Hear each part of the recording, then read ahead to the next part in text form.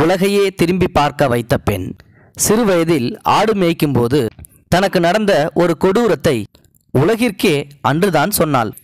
உலகின் முன்னணி ஆப்பிரிக்க மாடல் அழகியான வாரிஸ் தன்னுடைய கதையை சொல்ல ஆரம்பித்தார். வாரிசின் நெருங்கிய நண்பர்கள் கூட தெரிந்திராத அந்த உண்மையை உலகமே அன்றுதான் தெரிந்து கொண்டது. சோமானியாவில் கரடுமுரடான ஒரு பாலைவன கிராமத்தில்தான் நான் பிறந்தேன். எங்களது நாடோடி குடும்பம். இங்குள்ள பாத்ரூமை விட மிக சிறியது எங்கள் குடிசை. பசுமையே பார்த்திராத கண்கள் என்றாலும் எல்லா குழந்தைகளையும் போல நானும் சந்தோஷமாகத்தான் இருந்தேன். ஆடு மாடுகளை மேய்ப்பேன், வரி குதிரைகளோடு ஓடுவேன், ஒட்டகச்சிவிங்களை துரத்துவேன், பாட்டு பாடுவேன். இந்த சந்தோஷமெல்லாம் கொஞ்ச நாட்களுக்குத்தான். எனக்கு மட்டுமில்லை, சோமாலியாவில் பிறந்த எல்லா பெண்களுக்குமே இப்படித்தான். ஆப்பிரிக்காவை பொறுத்தவரை பெண்கள்தான் எல்லாமே. ஆண்களை விட அவர்கள் கடினமாக உழைக்கிறார்கள், வீட்டு வேலைகளையும் பார்த்து கொள்கிறார்கள். ஆனால் என்ன செய்து என்ன, எந்த உரிமையும் அவர்களுக்கு கிடைப்பதே இல்லை. காலம் முழுக்க ஆண்களுக்கு அடிமையாக இருந்தே சாக வேண்டும். என் வாழ்க்கை 5ஓடு முடிந்தது. எங்களது நாடோடி குடும்பம் இல்லையா, அங்கே கல்யாணமாகாதவள் என்கின்ற பேச்சுக்கே இடமில்லை. பாடையோ பரதேசியோ எவன் கையிலேயாவது எங்களை பிடித்து கொடுத்து விட வேண்டும், அதுவும் கன்னித்தன்மையோடு. அதுதான் அவர்களின் வாழ்க்கை லட்சியம். பெண்களை பொறுத்தவரை சோமாலியர்களின் ஞானம் ரொம்பவே வித்தியாசமானது. எல்லா கெட்ட விஷயங்களும் பெண்களின் தொடைகளுக்கு நடுவில் ஒளிந்து கிடப்பதாக அவர்கள் நினைக்கிறார்கள். இதற்காக அவர்கள் செய்கிற அக்கிரமம் இருக்கிறது. அப்போது எனக்கு 5 வயது இருக்கும். ஒரு சாயங்கால நேரம் அம்மா என்கிட்ட வந்து, உங்கள் அப்பா மருத்துவச்சியை பார்க்க போயிருக்காரு, அந்த பொம்பளை எப்போ வேணாலும் வீட்டுக்கு வரலாம் என்றார். அன்றைக்கு என்றும் இல்லாத கவனிப்பு எனக்கு. போதுமான அளவுக்கு சாப்பிட கொடுத்தார்கள். பாலையும் தண்ணியையும் அதிகம் குடிச்சிராதடி அம்மா அறிவுரை சொன்னாள். சாப்பிட்டு முடித்து போர்வையை இழுத்து போர்த்தி கொண்டு சந்தோஷமாக படுத்தேன். முழிப்பு வந்தது. வானம் இருட்டாக இருந்தது. மீண்டும் படுத்துவிட்டேன். வாரிஸ் அம்மா திடீரென்று எழுப்பினார்கள். நாங்கள் தூரத்தில் தெரிந்த குன்றை நோக்கி நடக்க ஆரம்பித்தோம். இப்படி உட்காருவோம், அவ வருவா என்றார் அம்மா. வானம் நன்கு விடிந்திருந்த போது சர்க் சர்க் என்று செருப்பு சத்தம் கேட்டது. மருத்துவச்சி வந்து கொண்டு இருந்தாள். படுக்கை மாதிரி இருந்த ஒரு பாறையை காட்டி, அங்கே போய் உட்காரு என்றாள். அம்மா தான் என்னை பாறை மேலே படுக்க வச்சாங்க. அங்கே பேச்சுக்கே இடமில்லை. என்னை படுக்க வைத்துவிட்டு அம்மா என் தலைக்கு பின்னால் உட்கார்ந்து கொண்டாள். என் தலையை இழுத்து அவள் மடியில் வைத்துக்கொண்டு தன் கால்களை எடுத்து என் கைகள் மீது போட்டாள். நான் அம்மாவின் தொடைகளை இறுக்க பிடித்து கொண்டேன். பிறகு ஒரு மரத்துண்டை எடுத்து என் வாயில் வைத்தாள். இறுக்கமாக கடிச்சிக்க, அம்மாவை பாரு, எவ்வளோ தைரியமாக இருக்கேன், அதுபோல் நீயும் இருந்தால் சட்டுன்னு முடிஞ்சிடும். நான் கீழே குனிஞ்சு என் கால்களுக்கு நடுவில் பார்த்தேன். பழைய கைப்பை ஒன்றை வைத்துக்கொண்டு அந்த மருத்துவச்சி உட்கார்ந்து கொண்டிருந்தாள். அவள் கண்ணில் அப்படி ஒரு பேய்த்தனம். பைக்குள் தன் விரல்களை விட்டு அறக்க பறக்க எதையோ தேடினாள். இறுதியாக ஒரு ரேசர் பிளேடு வந்தது. ஏதோ விபரீதம் நடக்கப் போகிறது என்பது மட்டும் புரிந்தது. பிளேடின் ஓரங்கள் காய்ந்து போய் இரத்தக்கரை படிந்திருந்தன. பிளேடின் மீது எச்சில் துப்பினாள் மருத்துவச்சி. அதை தன் துணியில் துடைத்தாள். அவள் துடைத்து கொண்டு இருக்கும்போதே அம்மா தன் கைகளை எடுத்து என் கண்களை மூடினாள். நான் உலகமே இருண்டது போல உணர்ந்தேன். அடுத்த நொடி பர்க் என்று ஒரு சத்தம். படக்கூடாத இடத்தில் பிளேடு பட்டு என் சதை கிழிவது நன்றாக தெரிந்தது. எந்த காலத்து பிளேடோ, துருப்பிடித்து பற்களோடு இணைந்திருக்க வேண்டும். நரநரவென்று மேற்கொண்டு முன்னும் பின்னுமாக இழுத்தாள் அந்த கிழவி. ஐயோ, நரக வேதனை! அசையக்கூடாது. அசைந்தால் வலி இன்னும் கொடூரமாகும். பற்களை கடித்து கொண்டே படுத்து கிடந்தேன். என் தொடைகள் நடுங்கின. கடவுளே, இந்த நரகத்திலிருந்து என்னை காப்பாற்ற மாட்டாயா? ஒரு வழியாக அம்மா என் கண்களை விடுவித்தாள். வெளிச்சத்துக்கு பழகியதும் பார்க்கிறேன், அந்த கிழவியின் அருகில் அக்கேசியா மரத்தின் முட்கள் குவியல் குவியலாக கிடந்தன. அவள் கைகள் முழுக்க ரத்தம். அக்கேசியா முட்களைத்தான் ஒவ்வொன்றாக என் பிறப்புறுப்பில் குத்தியிருக்கிறார். பிறகு கடினமான வெள்ளை நூல் கொண்டு உறுப்பை தைத்திருக்கிறார். சிறுநீர் கழிக்க ஒரே ஒரு துவாரம் வைத்துவிட்டு மீதி உறுப்பு மூடப்பட்டு விட்டது. என் கன்னித்தன்மையும் ஒரு இனத்தில் கௌரவமும் காப்பாற்றப்பட்டு விட்டது. இதற்கு நான் செத்து போயிருக்கலாம். தையல் முடிந்ததும் கிழவி போய்விட்டாள். நான் எழுந்திருக்க முயன்றேன். என்னால் அசையக்கூட முடியவில்லை. என் 2 கால்களும் துணிப்பட்டையால் சுற்றப்பட்டிருந்தன. அம்மா என்னை நகர்த்தியதும் பாறையை திரும்பி பார்த்தேன். ஒரு கோழியை வெட்டி மீதியை விட்டிருந்தால் எப்படி இருக்குமோ அப்படி இரத்த சகதியோடு இருந்தது பாறை. என் பிறப்புறுப்பின் உணர்ச்சிமிக்க பாகங்கள் வெயிலில் காய்ந்து கொண்டிருந்தன. காற்று நெருப்பு மாதிரி வீசிக்கொண்டிருந்தது. என்னால் சித்திரவதையை தாங்க முடியவில்லை. ஒரு வழியாக அம்மாவும் அக்காவும் சேர்ந்து பக்கத்தில் இருந்த மர நிழலுக்கு என்னை இழுத்து கொண்டு போனார்கள்.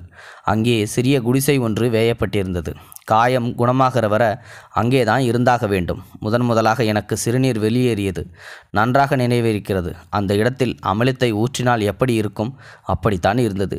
உயிரே போய்விடும் போட எரிச்சல். திகுதிகுவென தீப்பற்றி எரிந்தது பிறப்புறுப்பு. தையல் போடப்பட்டிருந்த பொத்தல்களின் வழியே தீக்குச்சி இறைத்தாற்போல் சிறுநீர் வெளியேறியது. மரண வேதனை. இதனால் சிறுநீர் வந்துவிடுமோ என்கிற பயத்தில் தண்ணீர் குடிக்கவே பயந்தேன். பல நாட்கள் இப்படித்தான் வாழ்ந்தேன். திடீரென்று ஒரு நாள் கிருமி தொற்று ஏற்பட்டு கடுமையான காய்ச்சல் அடிக்க ஆரம்பித்தது. அம்மா தான் பார்த்து கொண்டார். அந்த வயதில் எனக்கு செக்ஸ் என்றால் என்னவென்றே தெரியாது. ஆனால் ஒன்று மட்டும் தெரியும், ஒவ்வொரு தாயின் ஆசீர்வாதத்தோடு தான் இந்த சடங்கு நடைபெறுகிறது என்று. என் பெண்மை சிதைக்கப்பட்டது. கொடூரமான விஷயம்தான். ஆனால் மற்ற பெண்களை காட்டிலும் நான் அதிர்ஷ்டசாலி என்றே சொல்வேன். பல சிறுமிகள் அதிர்ச்சியினாலும் இரத்தப்போக்கு நோய் தொற்று காரணமாகவும் இறந்து போய்விட நான் மட்டும் உயிரோடு பிழைத்து கொண்டேன். நாட்கள் ஓடின. நான் 13 வயதை நெருங்கி கொண்டிருந்தேன். ஒரு நாள் மாலை நேரம் ஆடுகளை அதன் பட்டியில் அடைத்துவிட்டு வீட்டிற்குள் நுழைந்தேன். வாரிஸ், இங்கே வாமா. அப்பா அன்போடு அழைத்தார். தன் மடிமேல் என்னை உட்கார வைத்து கொண்டார். வழக்கமாக அவர் குரலில் கடுமை இருக்கும். ஒன்று தெரியுமா, நீ ரொம்ப நல்ல பொண்ணு. ஆம்பளைங்களை விட அதிகமாக உழைக்கிற, மந்தையை ஒழுங்காக கவனிச்சிக்கிற. ஆனால் உன்னை பிரிய போகிறத நினச்சா எனக்கு ரொம்ப வருத்தமாக இருக்குது. அப்பா சந்தோஷமே இல்லாத அந்த வார்த்தைகளை பேசினார். அடடா, அக்கா மாதிரி நானும் ஓடிட போகிறேனான்னு பயப்படுறியோ? நான் அவரை கட்டிப்பிடித்து கொண்டு, அப்பா, நீங்கள் நினைக்கிற மாதிரி நான் எங்கேயும் ஓடி போக மாட்டேன் என்றேன். அவர் முகத்தை திரும்பி, எனக்கு தெரியும் நீ என் பொண்ணு. அப்பா, உனக்கு ஒரு மாப்பிள்ளை பார்த்துருக்கேன் என்றார். எனக்கு தூக்கி வாரி போட்டது. அப்பா, எனக்கு கல்யாணத்தில் விருப்பம் இல்லை. நான் கொஞ்சம் தைரியமாக வளர்ந்தவன். இப்போது பலவீனமாக உணர்ந்த. அடுத்த நாள் காலை நான் பால் கறந்து கொண்டிருந்தேன். வாரிஸ், இங்கே வா. இது நீ அப்பா என்று அழைத்தார். அவரோடு அவரை விட ஒரு மூத்தவர் உட்கார்ந்து கொண்டிருந்தார். அப்பா சொன்னதை நான் காதிலேயே வாங்கவில்லை. அவனும் அவன் மூஞ்சியும் ஆட்டுக்கடா மாதிரி தாடியை தொங்க போட்டு கொண்டு 60 வயது இருக்கும் அந்த கிழவனுக்கு. வாரிஸ், வந்திருக்கிறவங்களுக்கு முதல்ல வணக்கம் சொல்லு. வணக்கம். நான் எவ்வளோ முடியுமோ அவ்வளோ குழைந்து சொன்னேன். அந்த கிழட்டு ஓனாய் என்னை பார்த்து பல்லிழித்து கொண்டே உட்கார்ந்திருந்தது. அவனை கொலைவெறியோடு முறைத்துவிட்டு என் அப்பாவை பார்த்தேன். அப்பாவுக்கு புரிந்து விட்டது. சிரித்தவாறே, சரி சரி போ, வேலை பாரு என்று சமாளித்தார். நான் மீண்டும் பால் கறக்கப் போய்விட்டேன். மறுநாள் காலையில் அப்பா கூப்பிட்டார். வாரிஸ், அவர்தான் நீ கட்டிக்க போகிற புருஷன். அப்பா, அந்த கிழவன் ரொம்ப நாள் கிழவனாக இருக்கான். அதுதாம்மா உனக்கு நல்லது. வயசான மனுஷன் இல்லையா? உன்னை விட்டு எங்கேயும் போக மாட்டார். உன்னை நல்லா பார்த்துக்குவார். ஒன்று தெரியுமா, மாப்பிள்ளை நமக்கு 5 ஒட்டகம் கொடுத்துருக்காரு. அப்பா வாயை பிளந்து கொண்டு பெருமை பேசினார். அன்று முழுக்க நான் ஆட்டு மந்தையே வெறித்து கொண்டிருந்தேன். மனதில் 1000 சிந்தனைகள். பாழும் பாலைவனத்தில் ஒரு கிழவனிடம் வாழ்க்கைப்படுவதை நினைத்து பார்த்தேன். இந்த வாழ்க்கைக்கு நாண்டுகிட்டு சாகலாம். ஒரு முடிவுக்கே வந்தேன். அன்று இரவு ஆழ்ந்த உறக்கத்தில் இருந்தது வீடு. நான் அம்மாவை நெருங்கி, எனக்கு இங்கு இருக்க பிடிக்கல, நான் ஓட போகிறேன் என்றேன். அடி பாவி, எங்கே ஓடுவ? மொகதீஷு, அக்கா வீட்டுக்கு. முதல்ல போய் படு. பல்லை கெடுத்தவாறே அம்மா சொன்னாள். நான் கையை தலைக்கு வைத்து கொண்டு தூங்க போய்விட்டேன். திடீரென்று கைமுட்டியில் யாரோ தட்டினார்கள். அம்மா தான். அந்த ஆளு முழிச்சுக்கிறதுக்குள்ளே ஓடு என்று கிசுகிசுத்தாள். நான் சுற்றி முற்றி பார்க்கிறேன். எடுத்து சொல்ல உணவோ தண்ணியோ எதுவுமே, ஒட்டக பால் கூட எதுவும் இல்லை. நான் எழுந்து அவளை அணைத்து கொண்டேன். அந்த இருட்டிலும் அவள் முகத்தை பார்க்க முயற்சித்தேன். முடியவில்லை. தாரை தாரையாக கண்ணீர் மட்டும் வழிந்தது. எதற்கும் கவலைப்படாத, நீ எங்கே இருந்தாலும் நல்லா இருப்ப. அம்மாவை மட்டும் மறந்துடாத என்றாள். சத்தியமாக சொல்லிவிட்டு ஓட ஆரம்பித்தேன். பாலைவனம் முழுக்க ஒரே கும்மிருட்டு. எவ்வளோ தூரம் ஓடினேன் என்பது எனக்கே தெரியவில்லை. ஆனால் கொஞ்சமும் ஈரம் வீர்க்கம் இதல்லாத கரடுமுரடான பாலைவனம் அது. அந்த பயணம் முடிவில்லாத ஒன்றாக எல்லையற்று நீண்டு கொண்டிருந்தது. பசியும் தாகமும் என்னை சோர்வடைய செய்தன. பொழுது விடிந்தபோது என்னுடைய ஓட்டம் முற்றிலும் தளர்ந்து போய் இருந்தது. வாரிஸ், வாரிஸ்! திடீரென்று என் தந்தையின் குரல் கேட்பதை உணர்ந்தேன். பயத்தில் என் உடல் நடுங்க ஆரம்பித்து விட்டது. என்னை அவர் பிடித்துவிட்டால் இப்போது மீண்டும் ஆரம்பத்திலிருந்தே தொடங்க வேண்டும். நான் ஓடத் துவங்கினேன். பயம் என் ஓட்டத்தை வேகப்படுத்தியது. அது பயங்கரமாக ஒரு தூரத்தில் காட்சி. அது அது பல மணி நேரங்களுக்கு இது தொடர்ந்தது. சூரியன் மறையும் வரை நான் ஓடிக்கொண்டே இருந்தேன். என் அட்ரினல் சுரப்பிகள் ஒழுங்காக வேலை செய்திருக்க வேண்டும். அப்பா தோற்றுவிட்டார். சூரியன் வேகமாக மறையத் தொடங்கியது. ஆனால் இது நேற்றைய இரவை போல இல்லை. பசி வயிற்றை எரிக்க ஆரம்பித்தது. சோர்வும் மயக்கமும் ஒரு சேர அங்கிருந்த மரத்தடி ஒன்றில் அமர்ந்தேன். மெல்ல என் கால்களை எடுத்து பார்க்கிறேன். உஃப்போ வெள்ளத்தில் கொப்பளித்திருந்தது. வெப்பத்தில் பாறைகளில் மோதி இரத்த சகதியாய் காட்சியளித்து கொண்டிருந்தது கால்கள். அப்படியே தூங்கிவிட்டேன். சூரியன் கண் திறக்க வேண்டும். என் கண்கள் கூச ஆரம்பித்தன. சுற்றிமுற்றி பார்க்கிறேன். யாரும் இல்லை. இந்த இடம் பாதுகாப்பானது அல்ல. நடக்க ஆரம்பித்தேன். எத்தனை நாட்கள் நடந்தேன், எவ்வளவு தூரம் நடந்தேன் என்பதையெல்லாம் தெரியாது. பசி, தாகம், பயம், வலி எல்லாம் சேர்ந்து என்னை வாட்டியது. எப்போதெல்லாம் இருள் சூழ்கிறதோ அப்போதெல்லாம் பயணத்தை நிறுத்திவிடுவேன். வெயில் கடுமையாக இருந்தால் மரத்தின் கீழ் ஓய்வெடுப்பேன். அப்படித்தான் ஒரு நாள் மரத்தடியில் படுத்து கிடந்தேன். அருகில் யாரோ குரட்டை விடுவது போல இருந்தது. அப்பாவாக இருக்குமோ? பதறி எடுத்து எழுப்பினால் கடவுளே, அது ஒரு சிங்கம். என்னை முறைத்தபடி இருந்தது. நான் எழுந்து ஓட முயற்சித்தேன். ஆனால் கொலைப்பட்டினியில் என் கால்களை பலவீனமாக இருந்தது. கொடூரமான ஆப்பிரிக்க சூரியனிடமிருந்து எந்த மரம் எனக்கு அடைக்கலம் கொடுத்ததோ அதன் கீழ் தலைக்குப்பர விழுந்தேன். நீண்ட நெடிய பாலைவன பயணம் முடிவுக்கு வரப்போகிறது. இப்போது எனக்கு துளிகூட பயமில்லை. நான் சாக தயாராக இருக்கிறேன். வா, என்னை வந்து சாப்பிடு. சுரத்தில்லாத குரலில் நான் சிங்கத்தை அழைத்தேன். எச்சி ஊறும் நாக்கால் தன் உதடுகளை தடவியபடி என்னை முன்னும் பின்னும் அது சுற்றி வந்தது. ஏதோ ஒரு நொடியில் என்னை கவ்வி கடித்து விழுங்கப் போகிறது. நான் கண்களை மூடி காத்திருந்தேன்.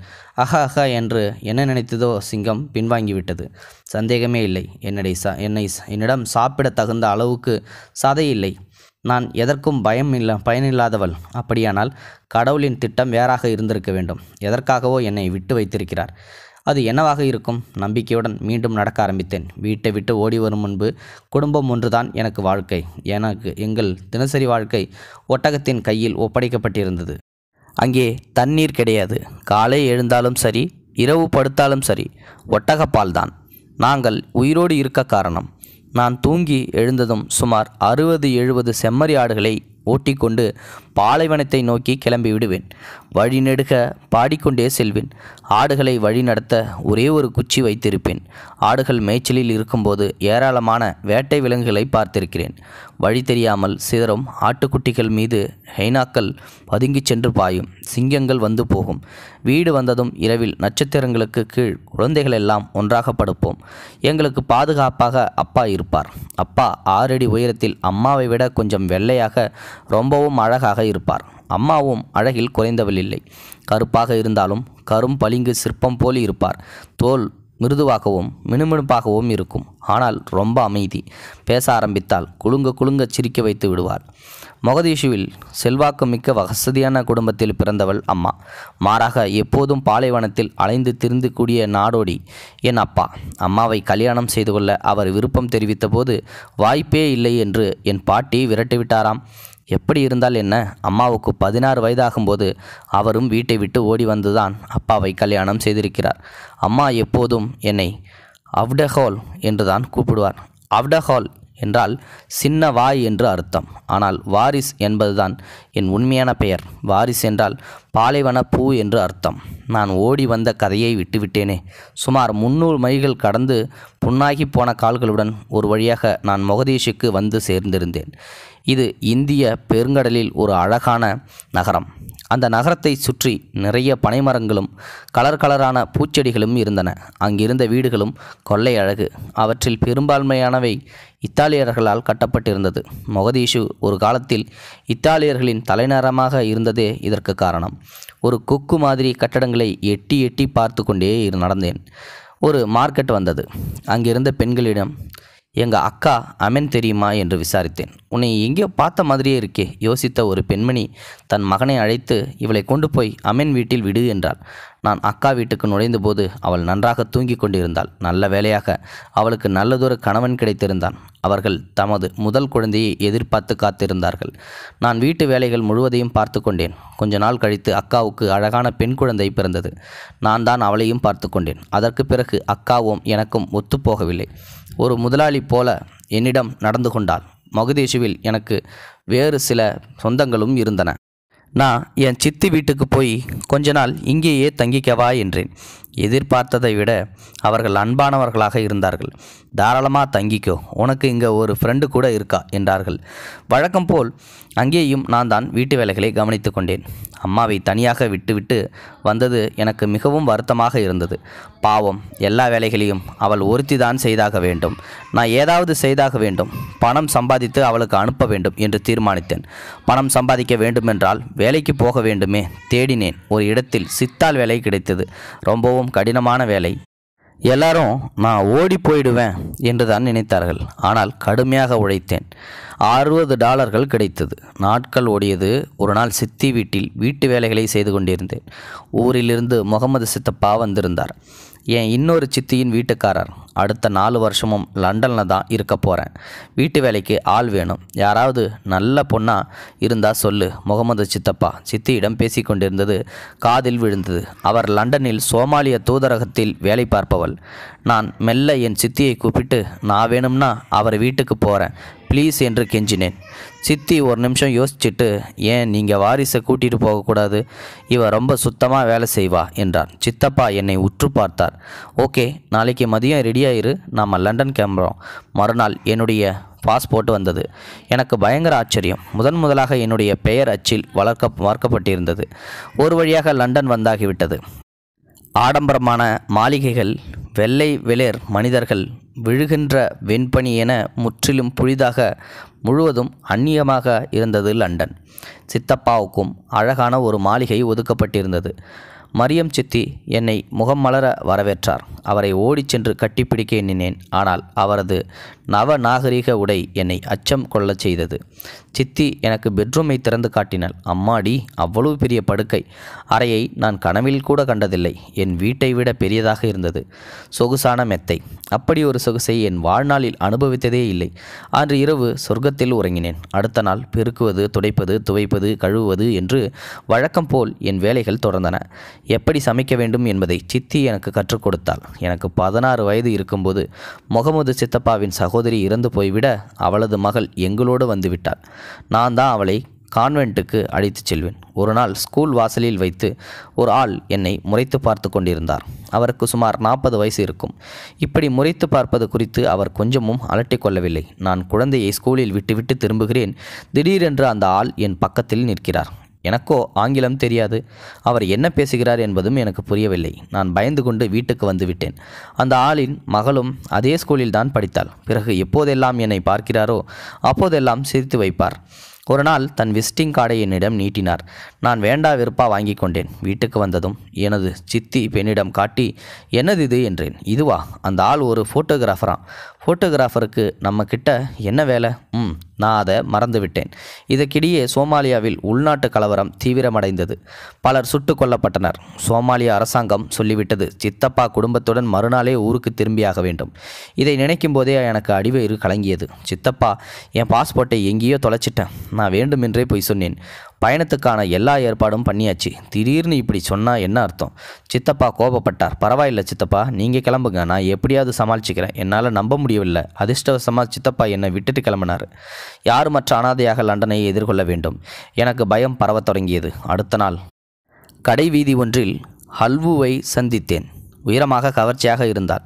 என்ன பண்ணுற வாரிஸ், எப்படி இருக்க என்றால் சோமாலியில். நாங்கள் முன்பின் அறிமுகமாகாதவர்கள் இல்லை. என்னத்தை சொல்ல, என் சித்தப்பா தூதரக அதிகாரியாக வேலை பார்த்தாரு. இத்தனை நாள் அவரோட தான் இருந்தேன். இப்போது அவர் வேலை முடிஞ்சு சோமாலியா போயிட்டார். எங்கே தங்குறது, எப்படி சாப்பிட்றதுன்னு இப்போ வர தெரில. ஹல்வு என்னை அமைதியாக பார்த்தாள். ஒய்எம்சியிலேயே எனக்கு ஒரு ரூம் இருக்குது. இன்றைக்கி ராத்திரி அங்கேயே தங்கிக்கோ. இப்போது நானும் ஹல்வுவும் நெருங்கிய நண்பர்கள் ஆகியிருந்தோம். மெக்டொனால்டில் வேலைக்கு போறியா? ஹல்வு கேட்டாள். சான்ஸே இல்லை. எனக்கு இங்கிலீஷ் தெரியாது. என்கிட்ட ஒர்க் பெர்மிட்டும் இல்லை. ஹல்வு என்னை விடவில்லை. என்னை மெக்டொனால்டில் வேலைக்கு சேர்த்து விட்டாள். பாத்திரங்களை கழுவுவது, தரையை துடைப்பது, குப்பைகளில் அள்ளுவது தான் என் வேலை. வார இறுதியில் ஹல்வு என்னை டிஸ்கோதேவுக்கு அழைத்து சென்றாள். அதுதான் கட்டுப்படியான ஆப்பிரிக்க வளர்ப்பிலிருந்து நான் வெளியேற உதவியது. கருப்பு, வெள்ளை, ஆண், பெண் எல்லாரிடமும் பேசினேன். பேசினேன், அவ்வளவுதான். இந்த புதிய உலகில் எப்படி வாழ்வது என்பது ஹல்வு மூலமாக கற்றுக்கொண்டேன். இனிதான் என் வாழ்க்கையின் 2வது அத்தியாயம் ஆரம்பம். அந்த ஆளுக்கு என்னதான் வேணுமா? ஓய்வு நேரம் ஒன்றில் ஃபோட்டோகிராஃபரின் விசிட்டிங் கார்டை காட்டி அல்விவிடம் கேட்டேன். அதை வாங்கிக்கிட்டே அவர்கிட்டேயே கேளு, போனை போடு, நான் பேசுகிறது மொக்க இங்கிலீஷு, நீயே பேசு. மைக்கோஸ் அவர்தான் அந்த அன்புக்குரிய ஃபோட்டோகிராஃபர். அன்று மைக்கின் ஸ்டுடியோவுக்குள் நுழைந்தபோது நான் வேறொரு உலகத்தில் விழுந்தது போல உணர்ந்தேன். சுவர் முழுக்க அழகழகான பெண்கள் தொங்கிக் கொண்டிருந்தார்கள். மைக் என்னிடம், you have the most beautiful profile, நான் உன்னை ஃபோட்டோ எடுக்க விரும்புகிறேன் என்றார். இதை போலவா? என்ன, இந்த பொண்களோட போலவா? ஆமாம், எனக்கு என்ன சொல்கிறதுன்னே தெரியல. எவ்வளோ பணம் தருவீங்க? ஹஹஹா, வா இப்படி வந்து நில்லு. மைக் தன் கேமராவை கையில் எடுத்தார். 2 நாட்களுக்கு பிறகு sponge, brush, cream, paint, powder எல்லாம் என் முகத்தில் விளையாட ஆரம்பித்தன. எனக்கு மேக்கப் போட்ட பெண் சற்று பின் நகர்ந்து சென்று என்னை பார்த்தாள். ஓகே, போய் கண்ணாடியை பார். வாவ், நானா இது? பட்டு போன்ற மேனி, பளபளக்கும் கன்னம், அங்கிருந்த வெளிச்சத்தில் நான் தங்கம் போல மின்னினேன். ஓகே வாரிஸ், லிப்ஸை இப்படி வச்சுக்கோ, இங்கே பார். Click click click. மைக்கின் விரல்கள் கிளிக் கொண்டே இருந்தன. வேலைக்கார வாரிஸ் இப்படியாகத்தான் ஒரு மாடல் அழகியாக மாறினாள். சில நாட்களுக்கு பிறகு ஒரு மாடலிங் ஏஜென்சி என்னை அழைத்திருந்தது. அழகழகான பெண்கள் அங்கே கூடியிருந்தனர். இங்கே என்ன நடக்குது? பைரேலி காலண்டர். ஓ சூப்பர், அப்படின்னா என்ன? ஃபோட்டோகிராஃபர் டெரன்ஸ் டெனோவாகத்தான் கடந்த ஆண்டுக்கான பைரேலி காலண்டரை என் முன் எடுத்து போட்டார். Stunning beautiful. ஒவ்வொரு பக்கத்திலையும் தூக்கி சாப்பிடக்கூடிய அழகிகள் ஆக்கிரமித்திருந்தார்கள். இந்த வருடம் வித்தியாசமாக ஒரு ஆப்பிரிக்கன் மாடலை வச்சு செய்ய போகிறோம். நீ தான் அந்த மாடல். டெரன்ஸ் ஒவ்வொன்றாக என்னிடம் விளக்க ஆரம்பித்தார். ஷூட்டிங் முடிந்தபோது என் படம் அட்டைக்கு தேர்வாகி இருந்தது. ஒரு மாடலாக நான் வேகமாக வளர்ந்தேன். பாரிஸ், மிலன், நியூயார்க் என்று பறந்தேன். பணம் மழை போல் கொட்ட ஆரம்பித்தது.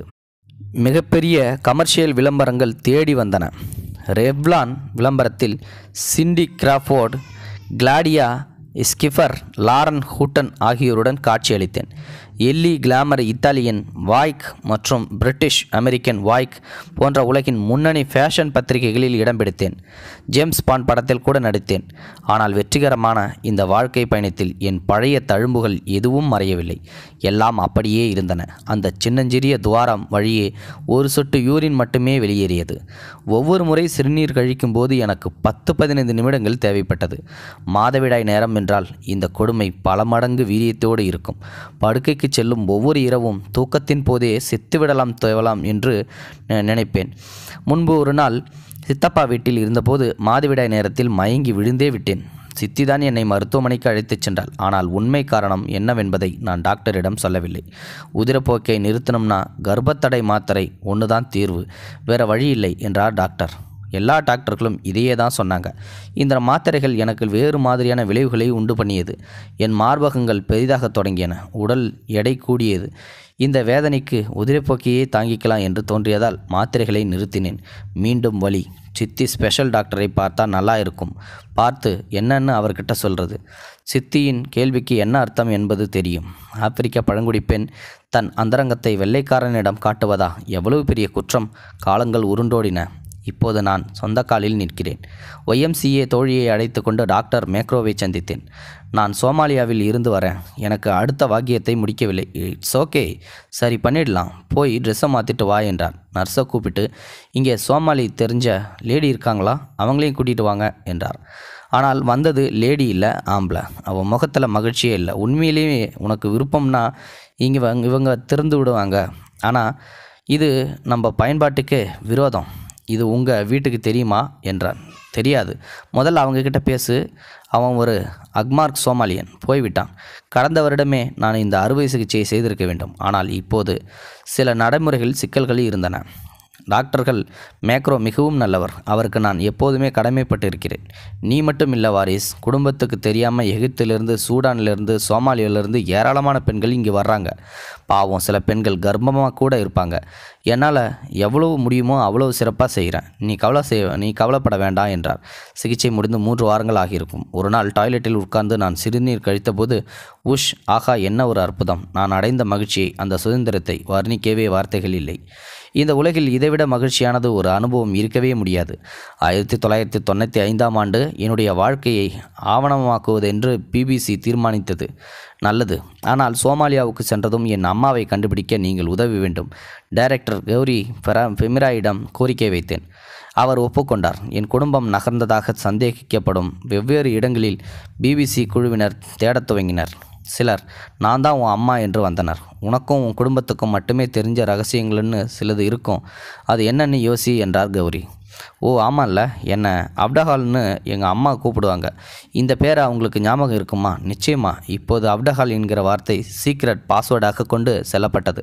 ஒரு நாள் பிபிசி ஊழியர்கள் என்னை அழைத்தபோது, அநேகமாக அவங்க அம்மாவை கண்டுபிடிச்சிட்டோன்னு நினைக்கிறோம். அந்த அம்மாவுக்கு அப்டஹால் என்கிற வார்த்தை மறந்து போச்சு. ஆனால் தனக்கு வாரிசுன்னு ஒரு பொண்ணு இருந்ததா அவங்க லண்டன் தூதரகத்தில் வேலை பார்த்ததாகவும் சொல்கிறாங்க என்றார்.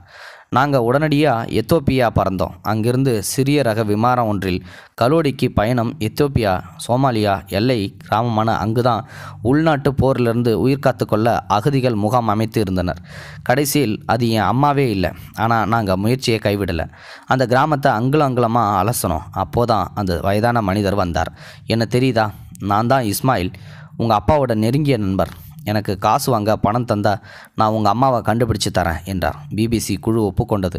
3 நாட்கள் ஆகிவிட்டது. என் அம்மா வருவதற்கான எந்த அறிகுறியும் தென்படலை. அடுத்த நாள் காலை செரி என்னிடம் வந்து, நீ நம்ப போகிறதில்ல, அந்த ஆள் வந்துட்டார், உங்கள் அம்மா தான் என்றார். நான் அவர் முகத்தை கூட பார்க்கல. முக்காடு அணிந்தபடி டர்க்கில் இருந்து இறங்கும்போதே தெரிஞ்சிச்சு அம்மா.